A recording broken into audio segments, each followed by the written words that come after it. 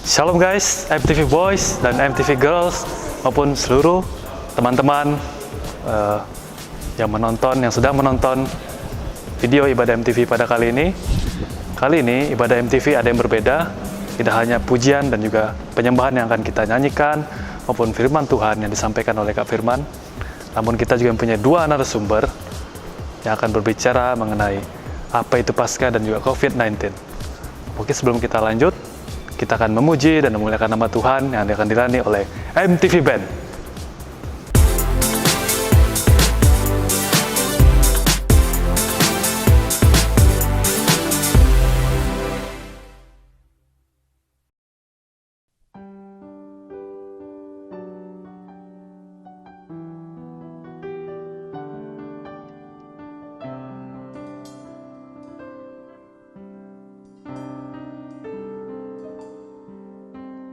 Syukur untuk setiap rencanamu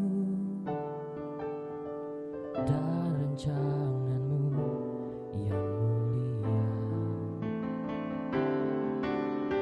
Dalam satu tubuh kami bersatu menjadi duta kerajaanmu. Ucapkan berkat atas Indonesia, biar kemuliaan Tuhan akan nyata.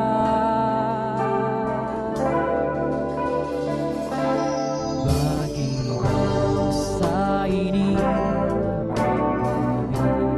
berdiri dan membawa doa kami kepadamu, sesuatu yang besar dan pasti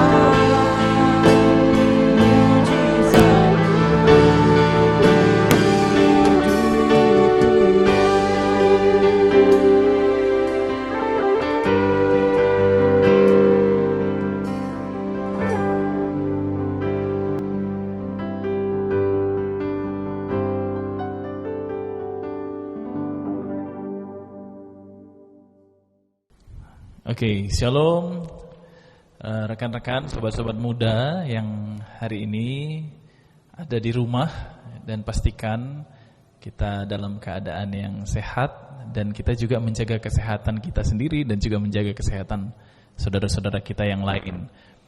Selamat merayakan Paskah di tahun 2020 ini untuk kita semua.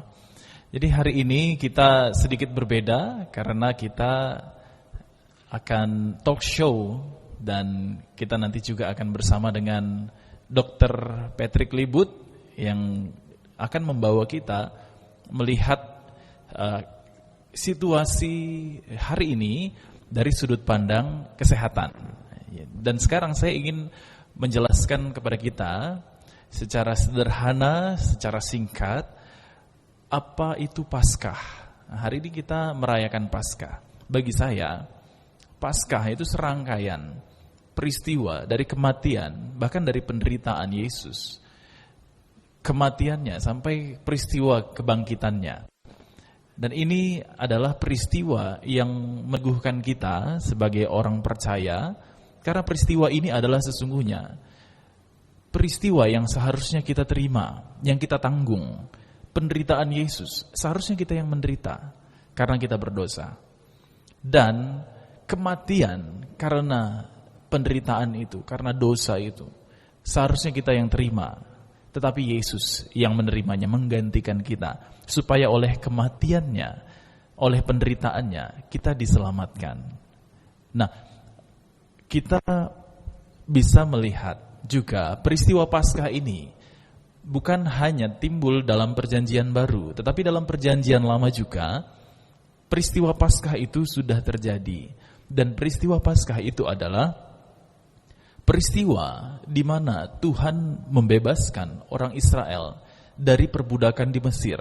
Ingat, ada 10 tulah yang Tuhan berikan kepada orang Mesir ketika Tuhan ingin membawa umatnya keluar dari perbudakan Mesir dan keluar dari tanah Mesir untuk beribadah kepada Tuhan, untuk menyembah Tuhan. Dari tulah 1 sampai tulah yang ke-9, Firaun masih mengeraskan hatinya dan dia tidak mau melepaskan orang Israel untuk pergi dari tanah Mesir karena mereka takut kehilangan budak.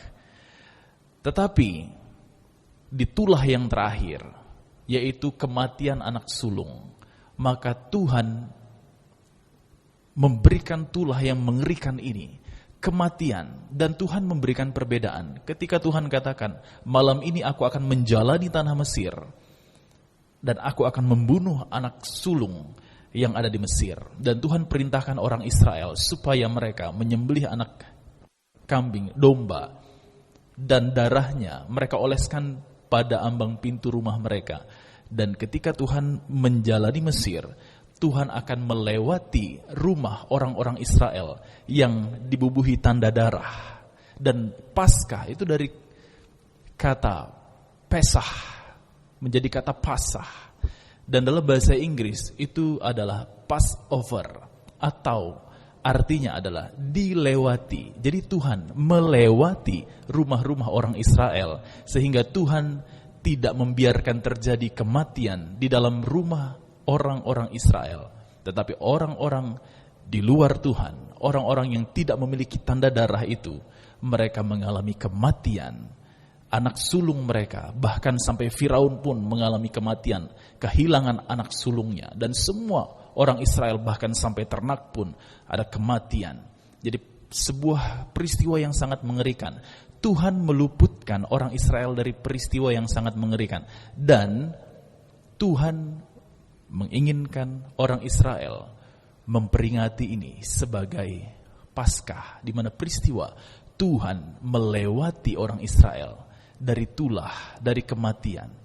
Dan peristiwa yang hari ini kita peringati juga adalah peristiwa Paskah. Apakah peristiwa Paskah yang kita peringati hari ini dengan yang diperingati oleh orang Israel itu sama? Kita memiliki pemaknaan yang berbeda. Karena Tuhan Yesus sudah memberikan perubahan makna. Sekarang makna atau fokus kita ketika kita melaksanakan memperingati Paskah, fokus kita adalah kepada pribadi Yesus. Saya pinjam bahasa Bapak Dr. Bambang Nursena. Jadi makna Paskah orang Israel dan Paskah orang Kristen itu berbeda. Terjadi sublimasi atau pemaknaan yang bertingkat lebih tinggi lagi. Kalau orang Israel, mereka merayakan Paskah, memperingatinya sebagai peristiwa Tuhan melewati, Tuhan meluputkan orang Israel dari maut, kematian.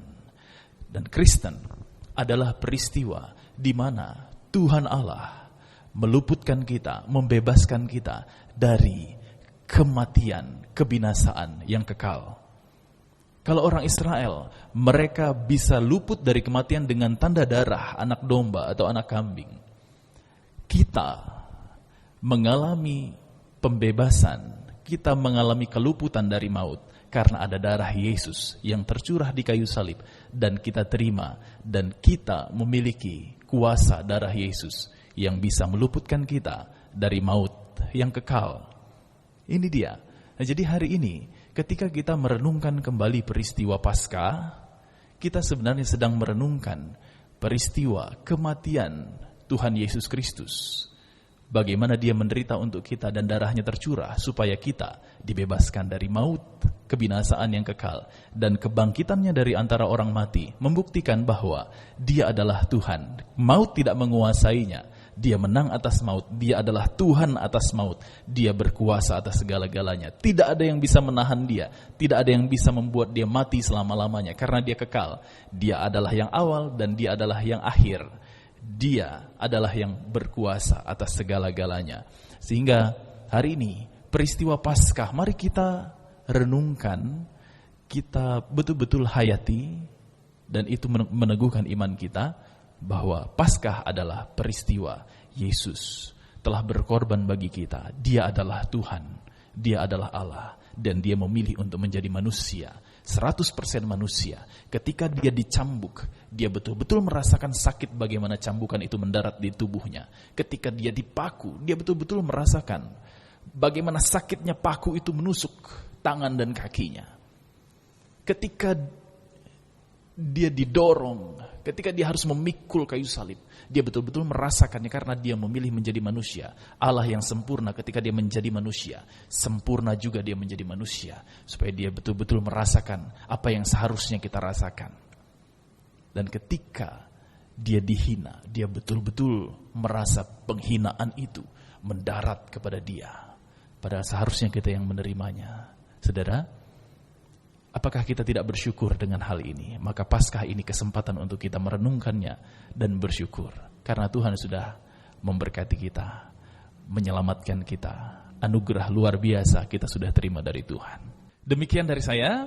Selanjutnya kita akan mendengarkan dari narasumber kita yang berikutnya, yaitu Dr. Erik. Disilahkan. Shalom, Sobat Muda MTV, dimanapun berada pada saat hari ini. Tentunya saya berharap kita semua berada dalam keadaan yang sehat. Ya, untuk kesempatan pada hari ini saya akan mencoba memberikan info untuk beberapa hal mengenai kenapa beberapa waktu terakhir ini kita dihimbau untuk tidak melakukan kegiatan beribadah di dalam gereja. Pertama, sesuai dengan himbauan pemerintah, yaitu social distancing atau menjaga jarak dengan orang di sekitar kita, dan termasuk mengurangi kegiatan yang mengumpulkan banyak orang, di mana salah satunya itu ketika kita ibadah, kita berada di dalam kumpulan yang banyak, seperti itu. Kemudian, kenapa himbauan ini begitu serius dicanangkan kepada kita semua? Yang pertama adalah karena penularan dari virus corona ini, yaitu melalui droplet atau percikan dari batuk atau bersin seseorang yang membawa virus corona tersebut. Jadi langkah-langkah yang sudah disampaikan pemerintah kepada kita itu adalah langkah-langkah untuk mengurangi resiko terinfeksi. Walaupun kita tidak tahu kita sudah terinfeksi atau belum, tapi himbauan-himbauan ini disampaikan agar kita tetap menjaga diri kita, waspada dan tetap menjaga jarak agar resiko penularan virus corona ini bisa ditekan semaksimal mungkin. Ya, jadi marilah kita mengikuti dan menjalankan himbauan-himbauan yang sudah disampaikan pemerintah dengan taat kepada peraturan-peraturan yang sudah disampaikan demi kesehatan dan keselamatan kita bersama. Ya, demikian info yang dapat saya sampaikan untuk kita semua. Semoga menjadi perhatian kita. Terima kasih. Shalom. Baik, puji Tuhan, kita telah mendengarkan penjelasan dari kedua narasumber kita yang sungguh hebat yang berbicara tentang Paskah dan juga COVID-19. Selanjutnya kita akan melanjutkan kembali pujian-pujian dan penyembahan kita yang akan dilayani oleh MTV Band.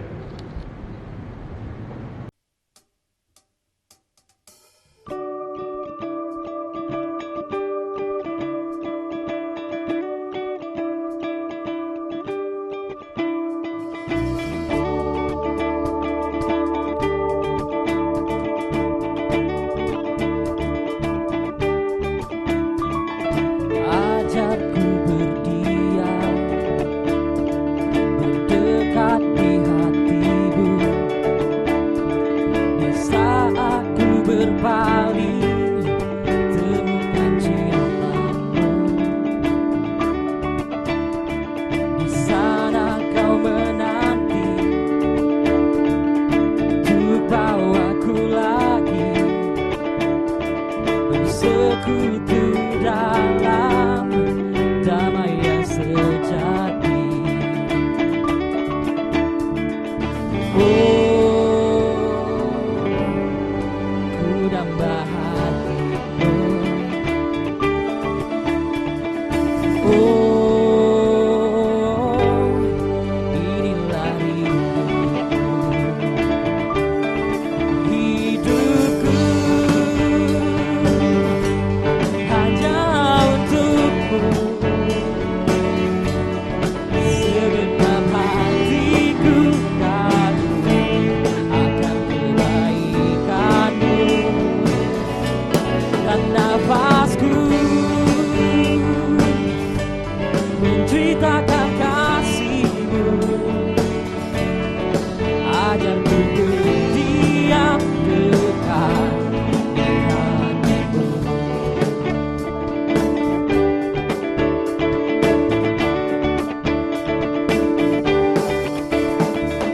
Ajarku berdiam, berdekat di hatimu. Di saat ku berpaling, temukan cintamu. Oh, oh, oh. Di sana kau menanti, untuk bawaku lagi bersekutu dalam damai yang sejati. Dan semuanya katakan, oh, ku damba hatimu. Oh, oh, oh, inilah hidupku. Oh, hidupku hanya untukmu. Segenap hatiku kagum akan kebaikanmu, dan nafasku menceritakan kasihmu. Ajarku berdiam dekat di hatimu. Oh, oh, yeah, yeah, yeah. Oh, oh.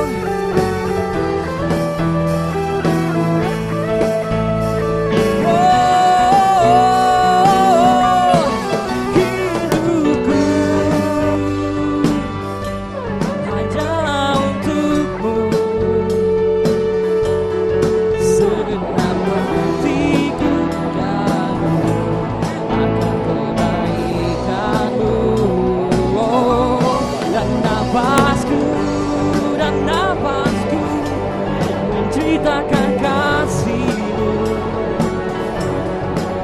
ajarku berdiam dekat di hatimu.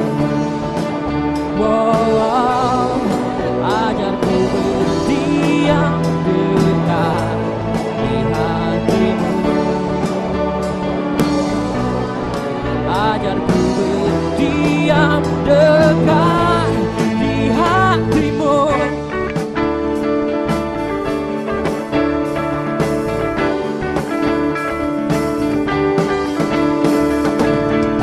Haleluya, puji Tuhan. Praise the Lord. Shalom guys, seperti yang sudah saya sampaikan di awal, sekarang tiba saatnya dalam sesi tanya jawab dengan kedua narasumber kita. Namun sebelum kita melanjutkan sesi tanya jawab, ada lebih baiknya kita memperkenalkan diri dulu, karena video ini pasti sedang ditonton oleh banyak orang. Karena supaya memastikan bahwa ini benar-benar dokter dan juga hamba Tuhan. Seperti itu ya. Mungkin langsung saja kita memperkenalkan diri dari Kak Erik dulu. Jadi silakan. Sudah kenal ya gitu ya. Oke, perkenalkan, nama saya Patrick Libut, biasa dipanggil Erik ya. Kemudian saya bekerja di salah satu rumah sakit swasta di Samarinda sebagai dokter umum. Kalau boleh tahu kuliahnya kemana, lulus di mana? Oke, ya kemarin saya berkuliah di Ukrida di Jakarta. Saya lulus profesi dokter itu tahun 2015. Baik, terima kasih Kak Erik atau Dokter Erik. Selanjutnya untuk narasumber yang kedua, sekaligus pembina pemuda MTV, disilahkan. Oke, perkenalkan nama saya Firman Christian. Saya melayani di GKI Mazmur Temindung. Kalau di GKI Mazmur Temindung saya sebagai asisten gembala dan juga sebagai pembina pemuda MTV di Samarinda ini. Itu, ada lagi? Cukup kali ya? Cukup ya, oke, terima kasih. Terima kasih untuk kedua narasumber kita.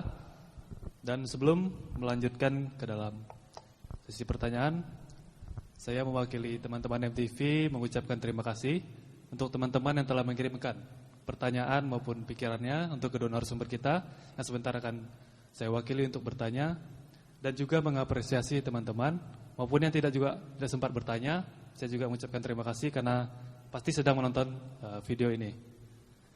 Baik, untuk pertanyaan yang pertama mungkin kita akan tujukan kepada Kak Firman ya. Pertanyaan yang pertama nih Kak, Baik. mengenai COVID-19, kita dilarang untuk beribadah di gereja seperti itu. Jadi berdosa nggak kita ini merayakan Paskah tetapi tidak di gereja dan berkumpul bersama seperti itu Kak? Oke, terima kasih pertanyaannya, bagus sekali ya. Ini pertanyaan juga yang sering muncul di antara kita selama situasi kita di social distancing. Apalagi kita dilarang juga untuk berkumpul dalam jumlah yang besar. Nah, jadi dalam situasi ini sesungguhnya kita memposisikan diri juga untuk melakukan firman Tuhan sebenarnya.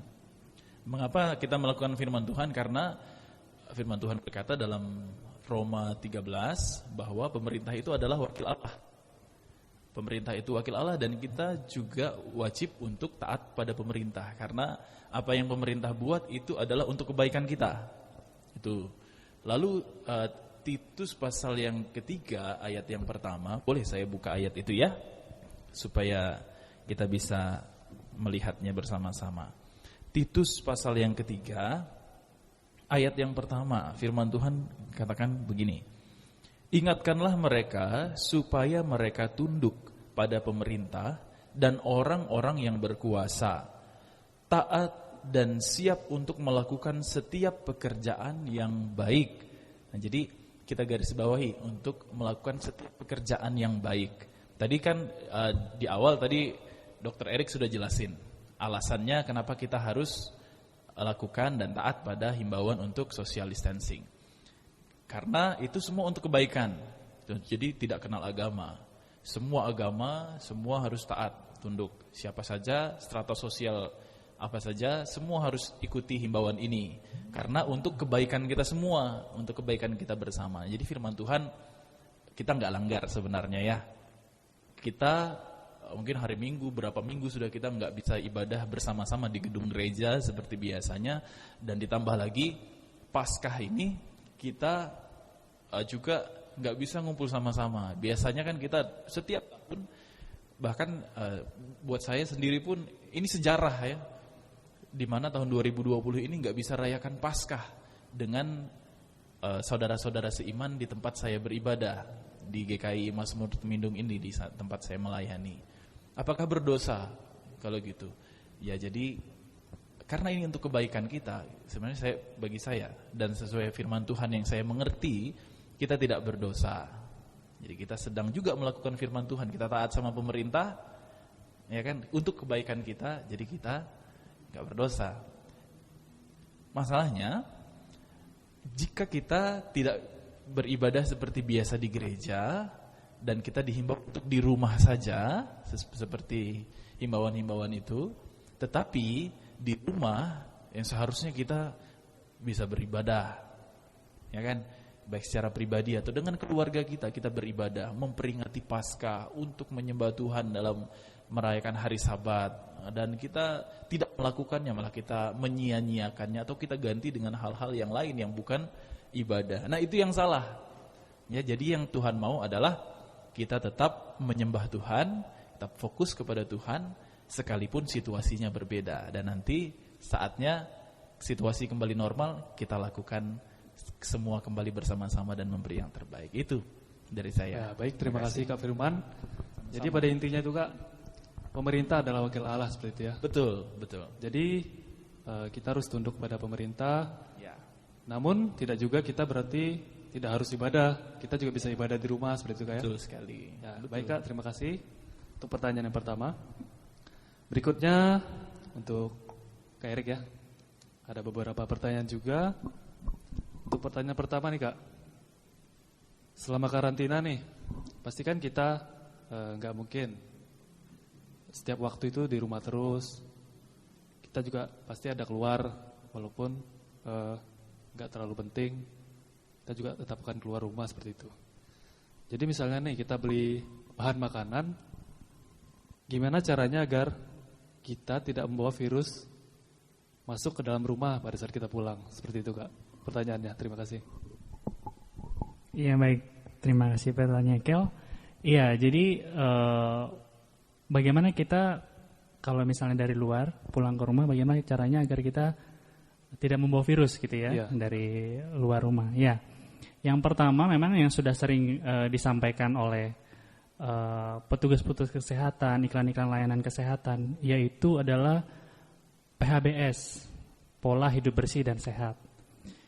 Yang paling penting ketika kita pada masa karantina ini, ketika kita baru pulang sampai ke rumah, hal yang pertama kita lakukan adalah langsung membersihkan diri atau ke kamar mandi, cuci tangan, cuci kaki, cuci muka, atau langsung mandi sekaligus pun lebih baik, seperti itu.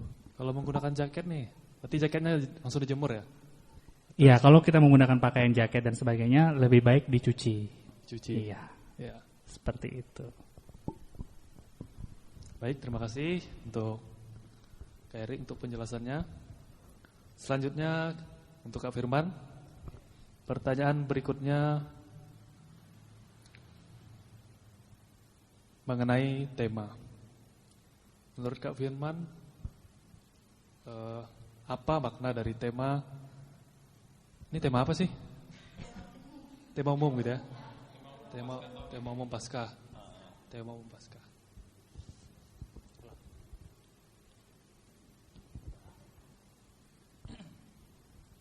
Baik, terima kasih. Selanjutnya kita akan kembali bertanya dengan Kak Firman, ya Kak. Pertanyaan berikutnya, menurut Kakak apa makna dari tema Paskah umum, yaitu aku adalah yang awal dan yang akhir dan yang hidup. Coba Kakak jelaskan secara singkat seperti itu. Ya, oke. Jadi ini tema dari GKI Pusat ya. Kita bersyukur karena diberikan tema yang begitu baik, begitu bagus sekali untuk kita renungkan. Aku adalah yang awal dan yang akhir dan yang hidup. Ini perkataan Tuhan Yesus waktu menampakkan diri kepada Rasul Yohanes di Pulau Patmos di Wahyu pasal 1 ayat 17 ayat 18. Nah, ini adalah kesempatan untuk kita merenungkan bahwa yang pertama, Tuhan berkata, aku adalah yang awal dan yang akhir. Di Wahyu juga Tuhan katakan, aku adalah Alfa dan Omega. Itu menunjukkan eksistensi Tuhan. Eksistensi Tuhan Yesus, dia adalah Tuhan. Ya. Dia adalah Tuhan yang benar, dia adalah Tuhan yang kita sembah. Lalu dikatakan lagi, dan yang hidup. Dan yang hidup ini, kalau kita baca ayatnya di Wahyu 1 ayat 17 ayat 18 itu, dia katakan lanjutnya, aku telah mati, tetapi lihatlah sekarang aku hidup untuk selama-lamanya. Berarti dia menunjukkan juga bahwa peristiwa kematian itu adalah peristiwa yang benar. Nah, jadi peristiwa kematian Yesus, jangan salah, ada banyak orang yang meragukan kematian Yesus, kebangkitan Yesus. Oh, peristiwa itu enggak ada. Ada orang yang bilang seperti itu. Sebenarnya Yesus tidak mati, bukan Yesus yang disalib, bukan Yesus yang mati. Bahkan ada yang bilang Yesus itu pingsan, dia tidak mati. Jadi waktu Yesus bangkit, Yesus bukan bangkit dari kematian, tapi bangkit dari pingsan. Nah, ini teori-teori yang berkembang pada waktu itu, ya kan? Bahkan ada yang ajaran-ajaran yang lain yang menyesatkan. Nah, Tuhan Yesus menampakkan diri kepada Yohanes dan dia menegaskan bahwa yang pertama, aku Tuhan, Yesus adalah Tuhan. Lalu yang kedua, dia menegaskan juga peristiwa Paskah, peristiwa kematian dan kebangkitan itu betul-betul terjadi. Jadi ada yang bilang, karena ada ajaran yang mengatakan gak mungkin Tuhan itu mati. Siapa yang bisa bunuh Tuhan gitu kan? Itu pertanyaan-pertanyaan klasik dalam dunia teologi. Tapi Tuhan Yesus sendiri menjawabnya, aku telah mati. Nah, berarti memang dia bilang, aku telah mati dan lihatlah aku hidup untuk selama-lamanya. Jadi Tuhan yang kita sembah itu, Yesus yang kita sembah adalah Tuhan yang benar, dan dia adalah Tuhan yang benar-benar mengalami pengalaman kematian dan kebangkitan. Kenapa dia mati? Karena dia mengasihi kita. Gitu ya. Jadi ini makna dari tema. Kalau kita renungkan lebih dalam lagi, dengar khotbah-khotbah nanti di gereja atau video-video, silahkan dapatkan berkat yang luar biasa dari firman Tuhan tentang tema ini, gitu ya. Ya, baik, terima kasih Kak Firman untuk penjelasan mengenai Paskah maupun tema umum dari GKI Pusat. Selanjutnya kembali kita akan bertanya untuk Kak Erik. Pertanyaan selanjutnya nih Kak, di mana WHO dan juga pemerintah menyarankan kita untuk selalu mencuci tangan seperti itu ya. Kalau bisa di kegiatan mencuci tangan itu ditambah lagi sering mungkin seperti itu. Jadi menurut kakak nih, bagaimana sih cuci tangannya benar seperti itu? Ya, baik, terima kasih pertanyaannya. Oke, sebelum saya menjelaskan bagaimana cuci tangan yang benar, saya mau kasih tahu dulu kapan saja kita harus cuci tangan. Ya, yang pertama, ketika kita habis menyentuh barang-barang apa saja, ketika kita habis ada jalan dari luar, sebelum makan, setelah makan, dan sebelum tidur. Ya, itu untuk biasa kita yang di rumah. Jadi kurang lebih 5 kali. Iya, kurang lebih harus 5 kali. Kalau bisa lebih dari itu lebih baik lagi. Ya. Kemudian pada saat cuci tangan pastikan kita tidak memakai alat-alat perhiasan atau apapun di tangan kita. Seperti jam ini harusnya kita lepas ya, harusnya dilepas. Cincin, gelang, semua harus dilepas. Ya, oke, saya akan coba memperagakan cuci tangan. Yang pertama, cuci tangan harus menggunakan sabun, ya, sabun dan dicuci dengan air mengalir. Gitu. Kemudian kita cuci tangan minimal lamanya 20 detik, ya. Kalau cuma 5 detik, kumannya cuma mandi aja, ya. Oke. Jadi yang pertama adalah yang kita cuci tangan adalah telapak tangan. Kemudian yang kedua adalah punggung tangan. Setelah punggung tangan, sela-sela jari. Sudah sela-sela jari, kemudian tangannya dikunci seperti ini. Ini ya. Ini untuk buku-buku jarinya dicuci. Setelah itu Setelah itu jempolnya. Tadi jempolnya nggak kena cuci ya. Jempolnya sekarang dicuci seperti ini ya. Ini kanan dan kiri.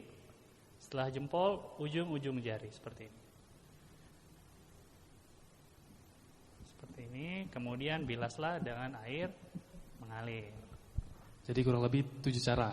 Iya, kurang lebih seperti itu ya. Jadi ini Kak, kalau ini disarankan untuk mencuci tangan dalam keadaan air yang mengalir seperti itu ya. Kalau cuci tangannya dalam gayung gitu, apakah bagus? Iya, kalau kita cuci tangan di gayung kan airnya tetap di situ ya. Jadi ketika kita cuci, tetaplah kuman-kumannya tetap ada di situ. Jadi enggak hilang dari tangan kita. Jadi memang lebih baik harus dengan air mengalir. Baik Kak, terima kasih untuk penjelasannya mengenai cuci tangan. Berikutnya kembali kita bertanya untuk Kak Firman. Sekaligus ini pertanyaan terakhir dan pribadi dari saya seperti itu Kak. Jadi ini pertanyaannya menurut Kak Firman, ibadah online atau ibadah streaming itu apakah juga bisa memberkati penonton seperti itu yang sedang menonton? Karena seperti yang kita tahu kan, ibadah online maupun streaming itu ada yang secara langsung maupun ada direkam lalu ditayangkan sesuai jadwalnya. Menurut Kakak bagaimana itu? Apakah sama? Oke, ya puji Tuhan karena salah satu sisi positif dari situasi kita sekarang ini ya, ada banyak sekarang ibadah-ibadah yang kreatif. Salah satunya adalah ibadah live streaming dan ibadah live recording ya. Nah ini ada satu wujud kreativitas kita bisa beribadah. Nah, ini semua kan timbul karena rasa kerinduan kita, walaupun kita nggak bisa ketemu, tapi kita tetap bisa beribadah, gitu ya. Bagaimana caranya kita bisa tetap beribadah sekalipun kita tidak berjumpa? Saya rasa ibadah seperti ini juga dapat menjadi berkat lebih besar, lebih luas, karena siapapun bisa menyaksikannya, gitu ya. Jadi bukan hanya orang yang ada di dalam ruangan gereja kita, tetapi mereka yang tidak ada dalam ruangan gereja ini pun bisa menyaksikannya, gitu. Dan puji Tuhan juga kalau ada orang-orang yang mau mengenal Tuhan, mereka bisa menonton video ibadah, khotbah-khotbah yang disampaikan, itu bisa menjadi berkat pribadi bagi orang-orang yang menyaksikannya.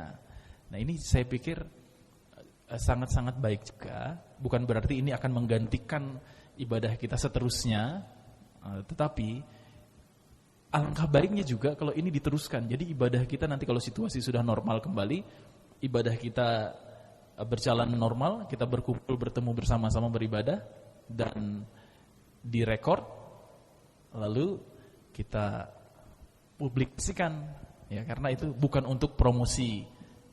Wah ini pemain musiknya hebat-hebat gitu ya, WL-nya hebat-hebat, mau khotbahnya hebat, bukan untuk itu. Tetapi supaya berkat dari Tuhan bisa semakin luas, ya kita berikan kepada banyak orang. Jadi saya pikir ini bagus sekali untuk bisa jadi berkat bagi banyak orang. Ya terima kasih. Jadi pada intinya tuh bisa memberkati kayak. Bisa karena, sekali. Orang yang tidak mengenal Tuhan, tidak mengenal Yesus, menonton video ini pasti Benar. ya langsung tahu apa itu Tuhan Yesus. Benar. Dan juga pada saat recording, tim pelayanannya juga memberikan yang terbaik, dan juga bagi mereka yang mengikuti ibadah juga perlu bagaimana ini bisa menjadi berkat ketika yang menyaksikannya pun sama-sama. Jadi yang pelayanan udah recording itu sudah memberikan yang terbaik, hatinya terarah kepada Tuhan.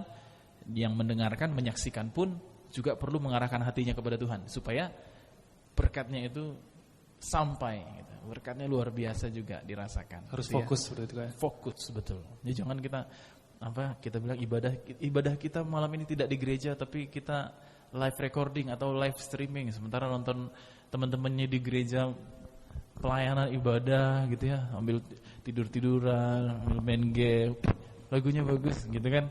Jadi sambil main game, jadi bukan ibadah jadi nonton biasa gitu ya.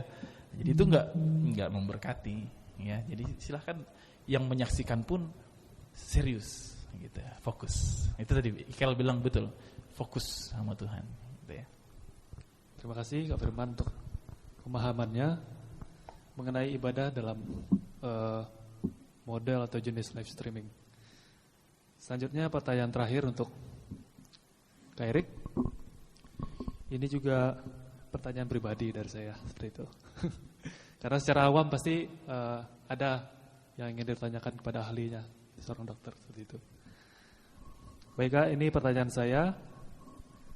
Sekarang WHO yang saya dengar sih dari berita maupun dari Instagram itu WHO dan pemerintah menyarankan untuk bagi yang sehat menggunakan masker kain seperti itu Kak. Dan yang untuk masker medis itu untuk tenaga medis seperti itu. Nah, menurut saya juga lewat apa yang saya lihat bahwa masker kain itu tidak dapat menahan debu dan partikel. Jadi apa yang dari luar itu bisa mudah masuk karena itu cuma kain seperti itu Kak. Mungkin bisa dijelaskan. Iya, baik. Untuk himbauan penggunaan masker kain dari WHO dan dari beberapa media sosial yang kita lihat ya, memang benar untuk orang-orang yang sehat memakai masker kain gitu ya, karena ternyata dalam penelitiannya WHO pun ternyata penggunaan masker kain pun sangat berguna untuk mengurangi resiko penularan seperti itu. Dan kenapa hanya masker medis yang digunakan untuk tenaga medis? Karena memang tenaga medis resikonya lebih tinggi untuk terpapar orang yang sakit gitu ya. Jadi penggunaan masker kain sudah terbukti secara penelitian dari WHO mampu mengurangi resiko penularan daripada tidak memakai masker. Gitu. Baik Kak, berarti masker kain itu bisa digunakan gitu ya? Karena sudah bisa dilakukan penelitian oleh WHO sendiri. Iya benar. Terima kasih Kak. Dan menurut saya Kak, masker itu di Indonesia itu sebenarnya cocok untuk para pria saja. Kenapa begitu? Coba tebak dulu kenapa masker pria. Kenapa? Nggak tahu nih kayaknya. Karena kalau untuk perempuan namanya mbakker, bukan masker seperti itu. Itu di Indonesia sebenarnya. Tapi karena sering digunakan ya nggak apa-apa sih untuk perempuan dan laki-laki seperti itu. Baik, seluruh pertanyaan sudah saya sampaikan kepada kedua narasumber kita. Saya ucapkan terima kasih kepada teman-teman MTV yang telah memberikan pertanyaannya pada saat hari ini, dan terima kasih pada narasumber kita Kak Firman dan juga Kak Erik yang telah menjawab seluruh pertanyaan kita. Dan terima kasih kepada seluruh rekan-rekan media dan juga MTV Band. Dan kita akan menutup ibadah maupun wawancara pada saat ini. Mungkin ada closing statement dari kedua narasumber, dipersilakan. Baik, dari saya, mari kita semua sama-sama mengikuti peraturan dan himbauan yang sudah disampaikan pemerintah kepada kita untuk teman-teman semua untuk mengurangi kegiatan di luar. Itu tetap di rumah, berkegiatanlah di rumah, sebisa mungkin di rumah, jangan sampai keluar. Kemudian karena tadi tujuannya itu adalah untuk menekan semaksimal mungkin resiko penularan. Kemudian jangan merasa panik, takut gitu ya. Itu akan membuat daya tahan tubuh kita akan menurun dan jadi kita bisa gampang sakit. Tetap waspada, tetap jaga kebersihan, cuci tangan, perhatikan orang-orang di sekitar kita. Mungkin dari saya seperti itu. Terima kasih Kak. Kak Firman mungkin? Ya, saya untuk sobat-sobat muda, anak-anak Tuhan khususnya, momen Paskah ini, mari kita tetap manfaatkan sebaik-baiknya dan jangan kita menurunkan kualitas perenungan kita. Walaupun kita tidak bisa beraktivitas seperti biasa, tapi kita tidak bisa juga merenungkan seperti biasa, dengar khotbah langsung dari gereja, ketemu dengan teman-teman saudara-saudara seiman, kita tidak bisa sekarang. Tetapi kita tetap harus memiliki perenungan tentang peristiwa Paskah kematian dan kebangkitan Tuhan Yesus yang telah memberkati kita. Sehingga kita tetap merasa diberkati Tuhan dan kita juga tetap bertumbuh, iman kita tetap teguh. Jadi ingat, renungkanlah mengapa Yesus menderita, mengapa Yesus mati di kayu salib, karena dia mengasihi kita. Kenapa dia mati? Kenapa dia mengasihi kita sehingga dia harus mati? Karena kita terancam oleh apa? Oleh maut yang kekal. Dan mengapa kita terancam oleh maut yang kekal? Karena dosa. Jadi kita merenungkan kasih Kristus yang menyelamatkan kita karena kita berdosa dan karena kita terancam oleh maut. Dan selain kita merenungkannya, kita juga bersyukur kepada Tuhan. Kita bersyukur dengan ucapan syukur kita. Kita memuji Tuhan. Nyanyikanlah nyanyian rohani kepada Tuhan. Ucapkanlah syukur yang tulus dari dalam hati kita. Dan secara spontan kita juga bersyukur kepada Tuhan. Kemudian kita bersyukur juga melalui perbuatan kita, melalui tindakan kita. Ingat mengapa Yesus menderita? Karena dosa kita. Karena dia mengasihi kita. Maka ketika kita bersyukur melalui perbuatan, kita tidak ingin Yesus kecewa. Karena Yesus sudah mati karena kita berdosa. Dan jangan kita berdosa, muliakan dia, jaga kekudusan hidup kita. Dan ingat, Tuhan dimuliakan melalui kehidupan kita. Ini saja dari saya. Terima kasih, Tuhan Yesus memberkati. Terima kasih Kak. Oke guys, sekarang tiba saatnya kita akan menutup seluruh rangkaian wawancara maupun ibadah MTV pada saat ini. Minta dengan hormat Kak Firman untuk menutup kita dalam doa. Oke, baik. Mari kita berdoa. Tuhan Yesus, terima kasih. Kami sungguh bersyukur Tuhan, karena ini kami bisa melayani bersama-sama. Kami bisa memuji Tuhan, memuliakan Tuhan. Kami bisa berdiskusi, kami bisa sharing. Dan kami percaya Tuhan memberkati kami dengan cara ini. Dan Tuhan, biarlah semua yang kami lakukan ini semuanya memuliakan Tuhan. Ampuni kami ya Bapa, ada hal-hal yang tidak berkenan di hadapan Tuhan. Tuhan ampuni kami. Dan berkati teman-teman yang sedang menyaksikan dalam situasi-situasi sekarang ini di rumah masing-masing, di kos. Tuhan tetap memberkati. Tuhan berikan kami sukacita, damai sejahtera. Dan Tuhan memberkati kami dalam perenungan kami tentang peristiwa pengorbanan Yesus Kristus bagi kami. Terima kasih, berkati semua yang telah melayani. Tuhan menolong memberkati semuanya. Berikan kami kesehatan selalu ya Bapa. Beri kami hikmat untuk kami bisa taat pada setiap himbauan dari pemerintah kami. Supaya apa hal-hal yang baik yang harus terjadi, semua dapat terjadi karena kami mentaati Tuhan melalui ketaatan kami kepada pemerintah. Terima kasih Bapa. Kami mengakhiri acara kami pada malam ini di dalam nama Tuhan Yesus Kristus. Haleluya. Amin. Amin. Sekali lagi terima kasih kepada Kak Firman dan juga Kak Erik. Sampai ketemu lagi di ibadah MTV selanjutnya. MTV, yes, yes, yes, wow. Bener kan ini malam ya?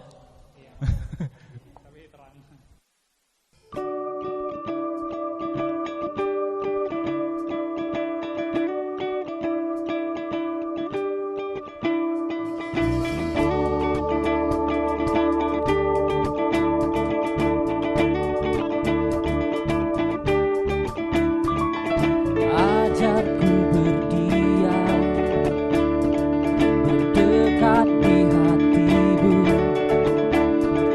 Di saat ku berpaling